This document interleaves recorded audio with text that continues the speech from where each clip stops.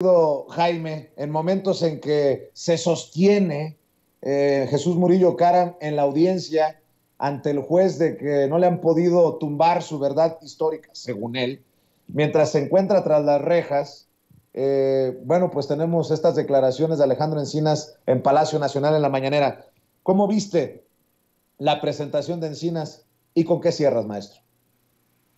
Pues yo la encontré muy oportuna,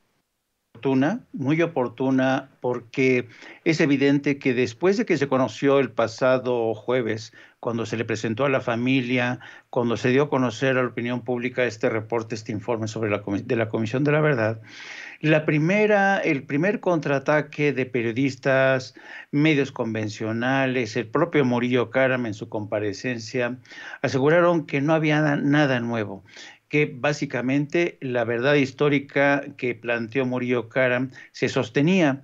Y por eso yo creo que fue muy necesario que el presidente de México volviera a insistir hoy con ¿cómo se llama?, con el subsecretario de Gobernación, Alejandro Encinas, para que nuevamente pespunteara, desgranara los elementos más importantes. Y yo creo que hoy incluso creo que hay más elementos para marcar distancia, y quizá el más importante argumento que dio hoy fue que de la verdad histórica se construyó sobre torturas, sobre declaraciones arrancadas mediante tortura, la contaminación del lugar de los hechos, versiones de que los 43 habían sido detenidos todos juntos, nada de eso es cierto. El caso del soldado Julio César López Patolzin, quizá es uno de los casos más tristes, el de este soldado que estaba trabajando a las órdenes de sus mandos militares del 27 Batallón, y lo abandonaron a su suerte, ¿no? Eso te habla un poco de la calidad moral del ejército, que además nos vamos enterando apenas hoy de este muchacho que cumplió con el deber que se le ordenaba. Pero nos encontramos también con un elemento muy perturbador y que no había sido mencionado, y es el caso de los famosos 6 estudiantes que habían sido mantenidos presos en una bodega, un grupo de 6, y quien decidió su destino final fue el coronel José Rodríguez Pérez, quien decidió ultimarlos y desaparecerlos.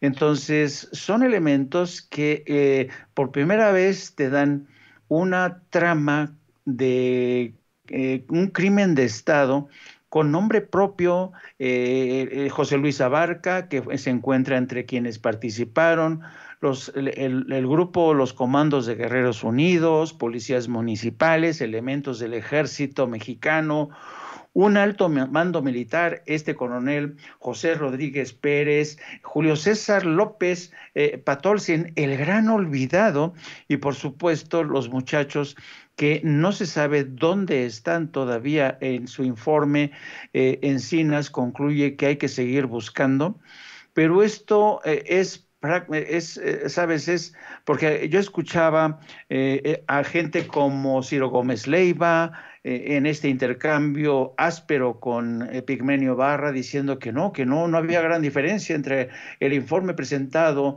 por Murillo Karam de la verdad histórica. Y pues claro que hay una enorme diferencia, una diferencia abismal.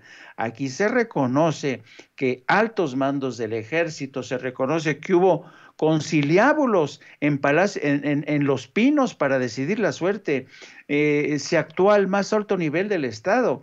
Entonces, carajo, quien no quiera ver aquí una diferencia es porque simple y sencillamente no la quiere ver o está trepanado, querido Vicente. Entonces, yo creo que esto es triste. Este día realmente es triste para México, y al mismo tiempo te deja este sabor agridulce, ¿no? De que por un lado te dan ya nombres propios, fechas, indicios, te definen la estrategia, y no es un reporte cualquiera, ¿no? Es muy acucioso, muy meticuloso, y va a ser muy difícil que la defensa del exfiscal, el exprocurador Murillo Karam pueda realmente desmantelar todas estas evidencias, que no narrativa, no narrativa, la narrativa viene después de las evidencias presentadas, construidas con mucho trabajo, con informes, con ciencia, con tecnología, con la participación. Ahora sí, al ejército no le quedó más remedio.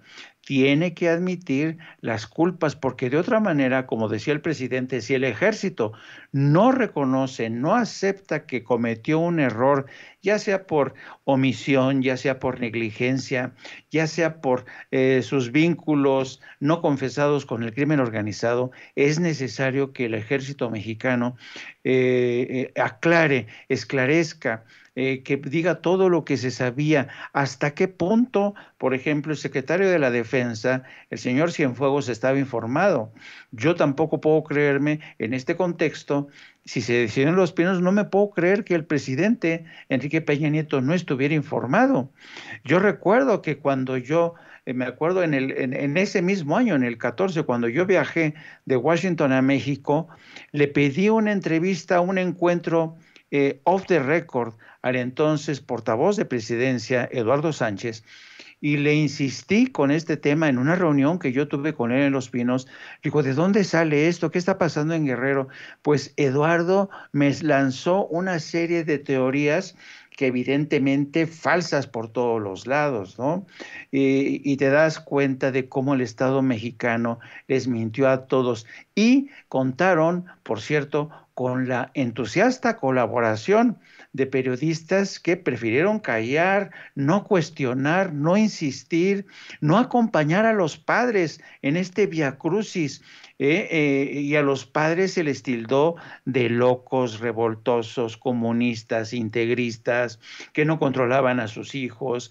Es realmente hoy un día muy triste porque a las víctimas se les maltrató durante todo este tiempo y ha tenido que ser Andrés Manuel López Obrador, el hombre que prometió en campaña que iba a esclarecer todo, quien llegara y cumpliera con su palabra, asegurando que por dura que sea la realidad, por dura que sea la verdad, no podemos, si aspiramos a ser una democracia, quedarnos con esto. No puede ser, mientras no se aclare una tragedia que cruzó fronteras.